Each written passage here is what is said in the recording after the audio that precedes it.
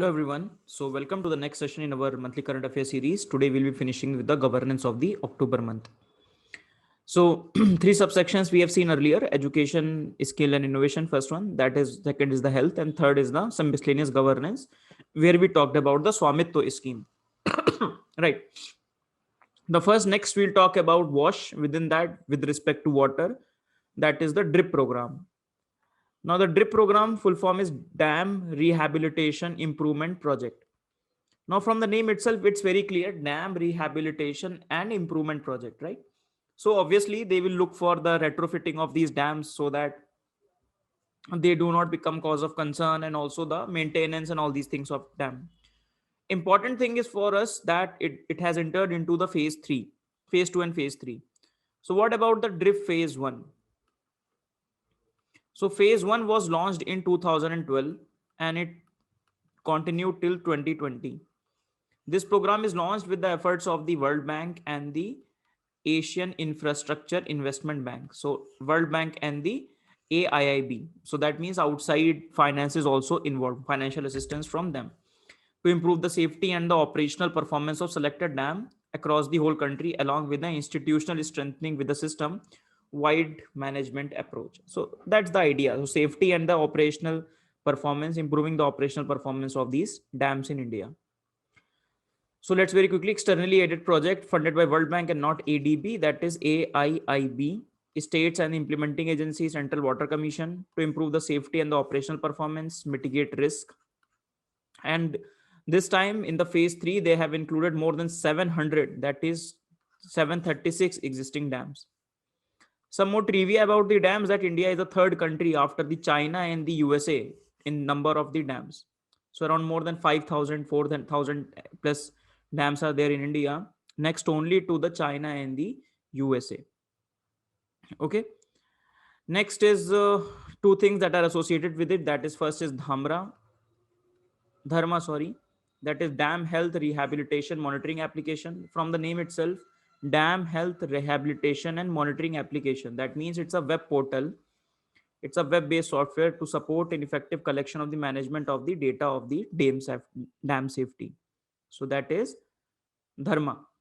Next is your SIASIS, that is Seismic Hazard Assessment Information System. This system is a web-based interactive application tool to estimate the seismic hazard at any point in the Indian region.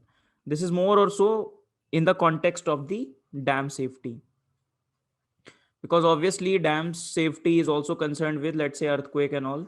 So with respect to that also, safety needs to be taken up. That's all we need to remember. Now, this overall arcing project, which is the implementing agency, that is Central Water Commission. So let's also see about Central Water Commission. It's an attached office under Ministry of Jal Shakti, entrusted with the general responsibility of control, conservation, utilization of water resource throughout the country.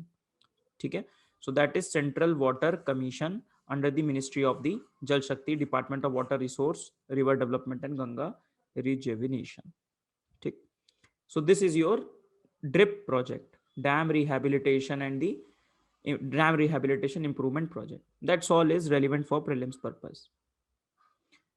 Next is something with respect to vulnerable section of society. First is the Tech for Tribal. So Tech for Tribal, from the name itself, technology for tribal. So this is basically an initiative from the TriFed. We have discussed about the TriFed plus Ministry of this MSME, this Ministry of Micro, Small and Medium Enterprises. The idea is to provide technology and hence capacity building of imparting the entrepreneurship skills to the tribal forest produce gatherers under the Vandhan Yojana.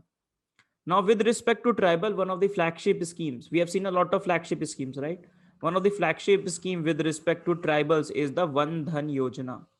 Under the Vandhan Yojana, this Tech for Tribal initiative has been taken, right? Tech for Tribal for improvement entrepreneurship skills, capacity building, working with the Ministry of Micro, Small and Medium Enterprise. Okay. So you need to remember, it's not the Ministry of Skill Development and Entrepreneurship, but Ministry of the Micro, Small and Medium Enterprise. Launched in collaboration with IIT Kanpur, IIT Roorkee, IIM Indore, Kalinga Institute of Social Science. You don't have to remember this, the number of institutes. The courses will be developed with the content relevant to entrepreneurship in value addition and processing of the forest produce. So basically, it's all about capacity building of these people who are enrolled under this Vandhan Yojana. Okay. What about this Vandhan Yojana? Let's also discuss this. So Vandhan Yojana is to promote the minor forest produce centric livelihood development of the forest tribal and the forest gatherer and artisan, which is the nodal agency department, that is Ministry of Tribal Affairs. Trifed is the nodal agency at the national level, and this Vandhan Vikas Kendra will be there, which will work for this procurement and the value addition of the minor forest produce. So Vandhan Yojana is basically, the idea is that we need to improve the livelihood security of the tribals, those who are very much dependent upon this minor forest produce, and small such as tendu leaves, honey, these things coming from the tribal areas. Various skill upgradation trainings have been generated at the MFP gatherers. Vandhan internship, last year we have read last year that Vandhan internship has been launched. Overarching this scheme that you need to keep in your mind, and under this umbrella scheme, different initiatives will be taken for the tribal skill development and the improvement of the livelihood security of the tribals. So you can see the features of the scheme. 10 SHG self-help groups of 30 tribal gatherers is constituted to be trained and provided with the working capital. They will market their produce within and across state to from cluster to aggregate their stock supply and link with the facility of primary processing, Vandhan Vikas Kendra, and involvement of big corporates under the PPP model. Okay? So working with the SHGs, which will work as a micro factories, right?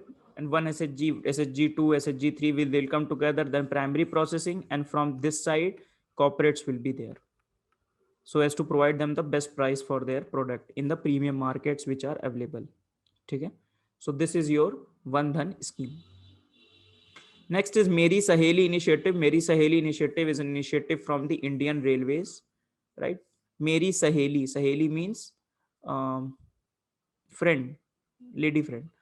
So Meri Saheli is basically, idea is for the safety of the women passengers in the railway. So interaction with the lady passenger, especially traveling alone, a distress helpline has been given. Platform duty personnel keeps unobstructed watch, feedback collection at the destination. So earlier it was started as a pilot project in the some of the eastern railways. Now it has been extended to all the zones after getting encouraging response from the lady passenger, right? So those who will be traveling alone will be taken care of, right? So providing safety and security to the lady passenger traveling in the train for their entire journey. That's all. That is Meri Saheli initiative. Not very important from prelims perspective, but in the current affair, that's why we have to do it. The last section for today, that is governance in the agriculture and the economy. We have to read about the Pradhan Mantri Krishi Sichai Yojana. Now, Pradhan Mantri Krishi Sichai Yojana was launched in 2015, right? What was the context in which it was launched? Context was that economic survey previous year talked about the Indian agriculture has become what? Water intensive. Our agriculture has to go for more from less. Our agriculture has become too much input intensive, whether it is fertilizer, whether it is whether it is water, whether it is land. So we need to improve productivity. We need to work for the more irrigational benefits. And with that context, they have launched this Pradhan Mantri Krishi Sichai Yojana, which will again be an umbrella scheme.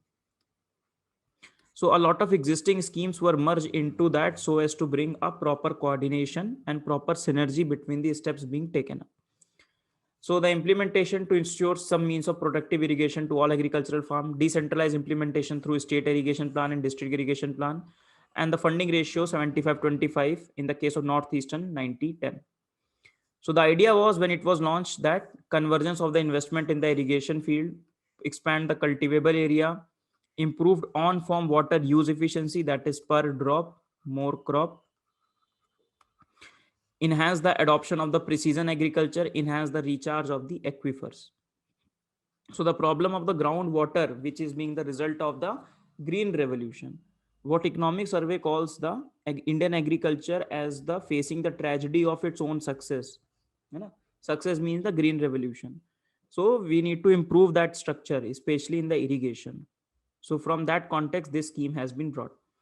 So under it, the three schemes have been merged. That is, first is the Accelerated Irrigation Benefit Program, which is Ministry of Jal Shakti currently. On Farm Water Management, that is Department of Land Resource, Ministry of Rural Development. Integrated Watershed Management, that is Department of Agriculture and Cooperation. So three ministries are also involved: Ministry of Jal Shakti, Ministry of Rural Development, and Ministry of the Agriculture and Farmer Welfare. This talks about Har Khet Ko Pani, that is the water to each and every farm. Focus on completion on ongoing projects and expandable cultivable area under the assured agriculture. Per drop more crop, micro irrigation, water use efficiency, precision agriculture. And watershed management, that is repair, renovate and rejuvenate water bodies, soil and moisture conservation. So this is basically the three themes under which the Pradhan Mantri Krishi Sinchai Yojana was launched.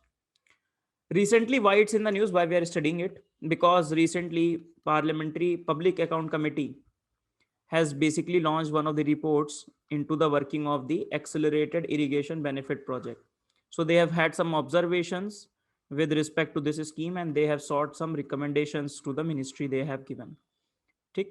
So Ministry of Jal Shakti launched this particular program. That is, Ministry of Jal Shakti has been formed recently, but previous ministries have launched this program in 1996, 1997 to provide central assistance to major and medium irrigation project in the country.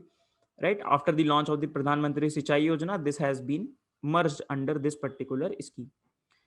So what have been the observation and the recommendations? We'll try to look at it by the Public Account Committee very quickly. So first point they say the criteria for inclusion of the project between this medium and the major project has been very arbitrary. That means the frequent revisions are being done and there have been discontinuity from the original plan.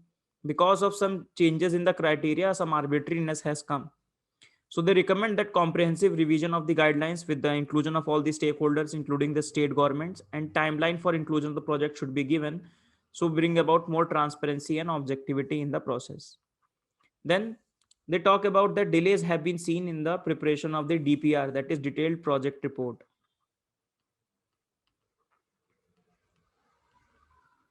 So with respect to Detailed Project Report, there have been delays. Wastage of the public money can be seen. Audits are not being there. So lack of transparency is there. So they say rectify issue with the DPR, whatever have been the issue, delays have been there, in audits have not been taken place. Those who are responsible for the wastage of the public money, actions needs to be taken against them and audit needs to be done. Inefficient fiscal management, non-uniform criteria to calculate the economic viability of the projects. While calculating the economic viability of the projects, proper calculations have not taken place, which needs to be taken place. This is what they have recommended. Then they talk about some fraudulent and fictitious expenditures have been there. They call it ki bhai, pursue these cases and finish them. Deficiency in the work management, that is inaccurate project planning and substandard execution has been there. They say check in the management of the work, fix accountability. Undue benefits to the contractors. A lot of contractors have got extra money, whether they have completed the project or not. For example, if they have left the project in between, still they got all their money. Returns have not been taken away from them. The money, the advance which have been given to them. So these contractors have been at the receiving end. Receiving end means they have received a lot with this particular scheme, which needs to be curbed. So separate cell needs to be there to examine these cases. Then they call about inefficient monitoring of the scheme. That is, so they call out, that's a very important recommendation. They say satellite imaginary and the field reports can increase the effective monitoring of the potential. So they call about the use of the satellite imaginary. Secondly, they call it strengthen the participative model of the irrigation, have involvement of the water user association. So involvement of the people needs to be there when you decide the project and also the implementation of the projects. Achha, why we have discussed this in detail, but because many a time in the mains exam, especially when you write about the problems with the irrigation, we are only confined to very key ideas, some principal level ideas. We have very less implementation level challenges that are there. So these are good challenges which you can see and which you can write while you make points for your irrigation. So this is very, very important in that respect. Next is Kisan Sarvodaya Suryoday Yojana. So Kisan Suryoday Yojana launched in Gujarat. That's all we need to know because it's a state specific scheme. So Mr. Modi has launched this particular scheme in the Gujarat, so as to provide the assured electricity to the farmers, है ना? So they say that from 5 a.m. onwards to 9 p.m. So around 16 hours, the power supply will be provided to you. And currently it's for some districts, and later on it will be extended to the other district as well.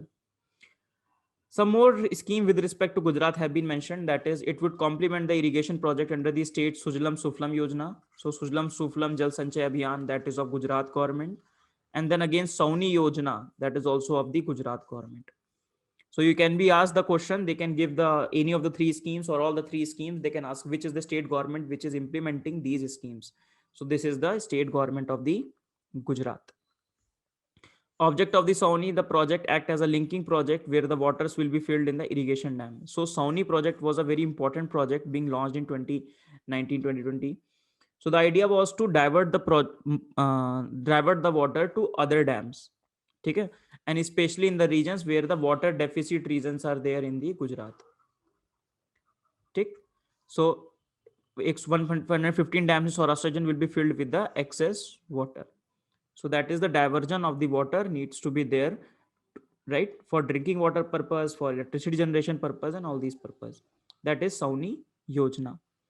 Chalo. Sauni full form is Saurashtra Narmada Avtaran Irrigation Yojana. Chalo. So this is a Gujarat government project. So that's all with respect to the governance of the October month. We have seen all the initiatives within 6 headings. And as you have seen previously with respect to August and September, we have done the same. So the idea is that after 3 to 4 months, we will have a good compilation of all the efforts, all these steps, which are subject wise. Within subject wise, जैसे education के अलग हैं, health different हैं, agriculture different हैं. It will really help you in the final revisions when you do the final revision of the current affairs. ठीक है? And also help you in the mains as well, writing down the initiatives. So it's establishing the prelims and the mains continuum as well. So with this, we finish this particular session. See you all in the next session. Next session, we'll start with the international affairs. International 2 sessions, 1 and 2 will be there. And we will quickly finish the international affairs as well. See you all in the next class. Bye-bye. Thank you.